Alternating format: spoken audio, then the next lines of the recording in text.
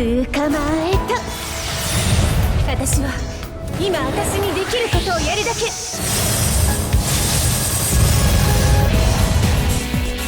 Bleach, Brave Souls. Alright guys, we're back again for yet another Bleach Brave Souls video. This is your boy the Death Smasher, and today we're going to be showcasing the new Power 1000-Year Blower Masaki. It is nice to see that she was remade into an SP character. She came out 4 years ago, and it's nice to see a brand new version of her. And boy, does the model already look clean. Does it look clean? If we go ahead and compare this new Masaki to her Heart version that we got 4 years ago, it is such a huge night and day comparison between the two characters. Like, already the hair texture looks so much more refined, even the textures on the eyes and mouth. The clothes look a lot less brownish to resemble her anime appearance, and just overall it looks very nice. Oh, even the shoes are way more nicely detailed. Wow, look at those. This is what I love to see every time we get remakes of the characters, how much they polish the models and just make them look a lot more modern and a lot less chibi-like, which is always a nice step in the right direction. But now, let's just take a look at this character that we have right here. Masaki is mainly a Guild Quest character. Mainly a Guild Quest character. Outside of Guild Quest, I don't see her being too particularly amazing, but for the job that she is meant to do in the ranged Espada Guild Quest, she is better than the renewed 3rd anniversary Ulquiorra. Miles better. Upon miles, to the point that now you want to run the 3rd Annie Ulq as a side unit and just carry with Masaki. I'm being dead serious. Now, that being said, unfortunately for this showcase right here, I only got her to level 9 SP. I don't have any of the large scrolls available to get. I already picked up what I could from epic raids, and the max I could get it up to was level 9. So for this showcase, unfortunately, we're going to be missing out some form of SP, but I do have the SP bonus ability active, so at the very least, we do have 500 plus SP available to us. So I am very sorry for not getting a much more polished showcase, but at least for when we do get the ranged Espada Guild Quest, she'll be ready to go, and we can see what the character can actually do, because she's mainly meant to be used as a Guild Quest character and not a PvE character. Now, let's just take a look at what she got. The Soul Trait, 40% SP boost. Woo! We're gonna use that on Nathani Ichigo. It's gonna be so fun to use that on him, as well as Future Society Ulquiorra, but mainly Ichigo, because he needs the buff more than anyone else right now.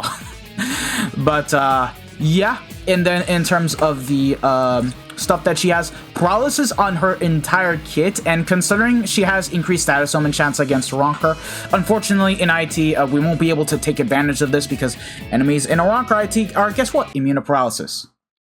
Yeah, that sucks. We can't ever use her out of maximum potential in inheritance draws.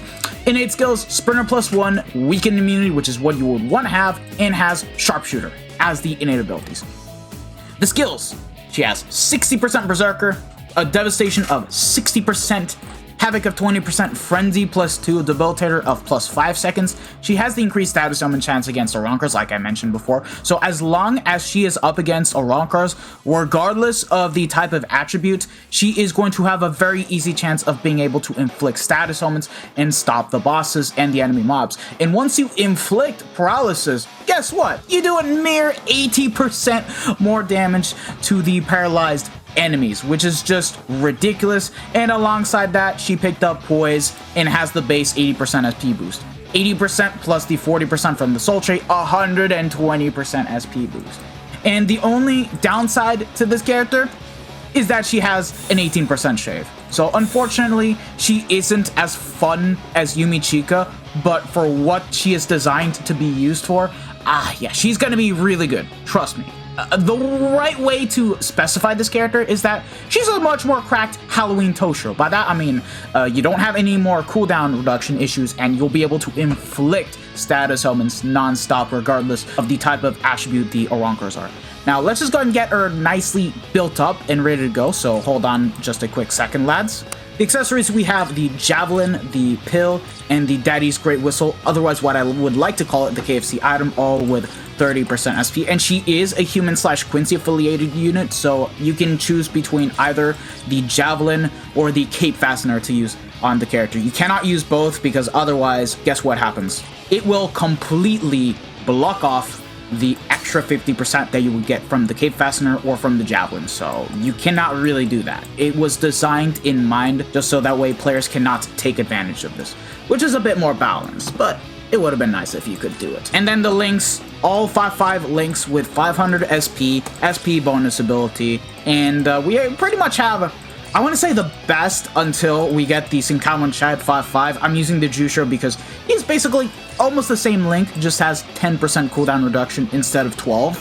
But with this, we still have 96% strong attack damage and the full stam at 50% with 20% extra strong attack damage when at full stamina.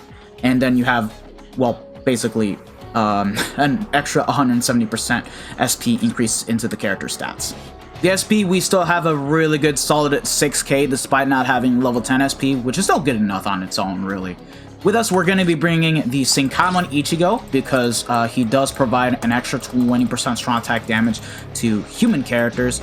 And then the third character is going to be this Christmas Yoruichi because she can boost on the second strong attack and, of course, has the beautiful booster skill. Now, Masaki is not 2-5 as we speak, and I don't have the focus ability unlocked, but considering we're going to be using her as a link, unfortunately, we won't be able to take full advantage of the 100% crit rate, but I feel like we'll be able to do so fine regardless. So let's see what she can currently do in IZ. And guess what? We do have Oronkers available to us, so we can see what she can do once we inflict the status summons. Anywho, like I stated before, she unfortunately has the 18% shave as a strong attack. So, yeah, I thought it was a beam from when we looked at the gameplay and how it was described, but unfortunately that isn't the case. The SA2 is going to be the barrage attack. Now, a lot of people are not a big fan of this type of strong attack in particular because you need to stay in one place, you don't have a lot of range to it, and you have no back range, and you have no invincibility, so you need to be careful when it comes to using the SA2.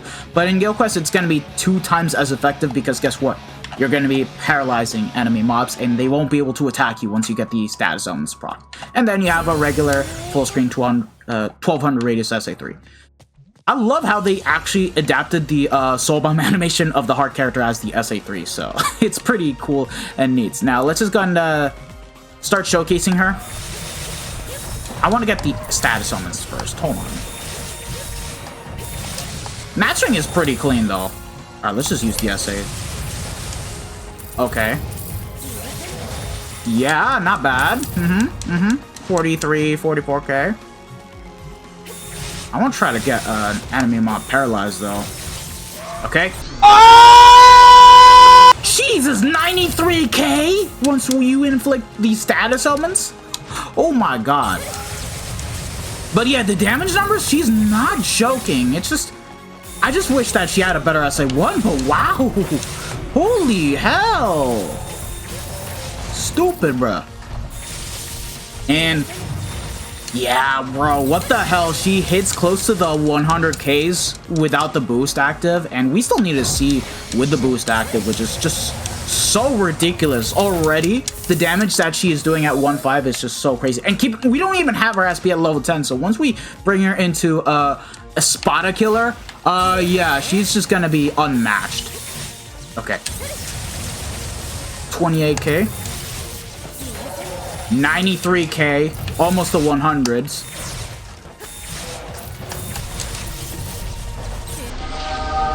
And there we go, we hit the 100s with the boost active, being able to have paralyzed the mob. Yeah, this is no joke. And also, the fact that she also has the revival mechanic on the Soul Bomb. Oh my god, I forgot there wasn't a Spada here. Ooh, we got a bit of a, you know, a little preview what she could do if she had Killer. Wow, what is this character? What is this character? Anywho, what I was saying about her Soul Bomb having the automatic revival is that by the time you activate it when nuking in like wave 3 or wave 2, whatever you decide to nuke, your NAD units will actually be able to come back and not be completely killed off, which in my opinion is a nice touch. And we don't have co-op IT available to us, but we're gonna be bringing her in here regardless and see how well she'll do. I don't think she's gonna be the best character because you don't have the increased status element chance at all, but she should be okay. I just don't think that she's gonna be anywhere near the same level as the Future Society Ulquiorra for this type of content. But in single player 1, yeah, she does an alright job. So there's that. You just need to be careful when it comes to playing as this character because of the barrage. But I'm definitely gonna say she's definitely a really fun character. How would you guys rate this character? Because for me, I think she's a solid second best character that we have for power. It's just the kit that, in my opinion, kind of holds her back. But if she does her job correctly, unlike this little character right here, then it all works good at the end of the day, honestly speaking. Content that she was designed for is flawless at that, and is able to get the most out of the damage despite having a really weird kit. Yeah, she'll work. Almost a Yumichika level good. To be honest, she's Yumichika level good in Guild Quest, so there's that. Oh man, I hope we get another really good power character that just happens to be better than the Future Society Ulquiorra, because the way how we've been getting characters nowadays, we're starting to actually getting some really good power characters. So if we keep it up, we might see a rise with the attribute. And the crazy thing is that now it's tech left with being able to get some really good characters. Do I consider the power attribute to be better than tech right now? As of right now, no. I think still tech has an upper hand. It needs a bit more characters. And power also needs an ultimate farmer as well. Right now, power is actually starting to get some good characters, but it's still far from being the perfect attribute. Because let's say I were to add her in to, you know, my top 10 for power, the top 5 list will be a bit better. But when I look at the rest, it's still kind of garbage. Anywho, that pretty much sums it up for Masaki. She's a really good character. Just is a bit weird with what she can actually do outside of Guild Quest. But once you bring her into Guild Quest, yeah, she's gonna be a threat to behold. And we will be able to showcase her in the ranged Espada GQ by the 13th of June. That's when we'll expect the GQ to come back, and we'll be able to bring her in there and showcase her to her fullest potential, and I'll have her at level 10 SP. But oh wait, I'm not done yet, because I said on the summons video that we would actually use her as a link. And that's exactly what we're gonna do. Let's bring up good old 8th anniversary Ichi, and lastly slap on Masaki as the link, and we are going to be replacing this Halloween Grimjaw. As soon as I can find her, there we go. We're still going to be getting a crap ton of SP, and yeah, let's bring him into IT and see how much he'll be cooking. Swap the bonus abilities from Long Stride to SP, and now let's just go ahead and head straight into Inheritance Trials and see what this character can do. Okay, now, bro, it feels so unreal seeing that beautiful SP boost on him. Oh wow, keep in mind this is still single player IAT. We'll be able to showcase him even better, but wow. Oh, he did 52k. Oh, he also has killer here too, I forgot. Okay, wow, this character is gonna be way more fun to play as. He's gonna be way better too. I cannot wait to bring him into Limit Breaker Quest for once we have a slot for power, or even like, I don't know, enemies are no affiliation or hollow. Wow. Yeah, way more cracked. Obviously, you're still going to want to have the likes of Perso Rukia to get the strong attacks back, because now we just have a problem where SA1 takes like 5 seconds to return, SA2 like a bit more, and the SA3 as well. But if it makes him into that much of a behemoth, bro, screw it. I'm gonna link Masaki to him and call it a day. 8th Annie Ichigo just became better thanks to Masaki, and I love it. And that wraps it up. Masaki's a really good character. I cannot wait to showcase her in Guild Quest. Yeah, I'm definitely gonna say that she's like a top 2 best power character in the game right now. She's gonna be able to get the job done in Guild Quest and in IT co-op. We'll see. I want to get her SP to level 10 first, and then go back into co-op IT and showcase her solo. So yeah, thank you guys for watching. If you guys have enjoyed it, don't forget to smash that like button, share this video with your friends and family, subscribe to the channel if you guys haven't already, and hit the bell notification so that way you guys are up to date with my most recent videos. This has been your boy, the Dash Smasher, and I hope to see you guys all in the next one. So have a wonderful day, lads. Peace out. Bye. Sayonara. Ciao, ciao.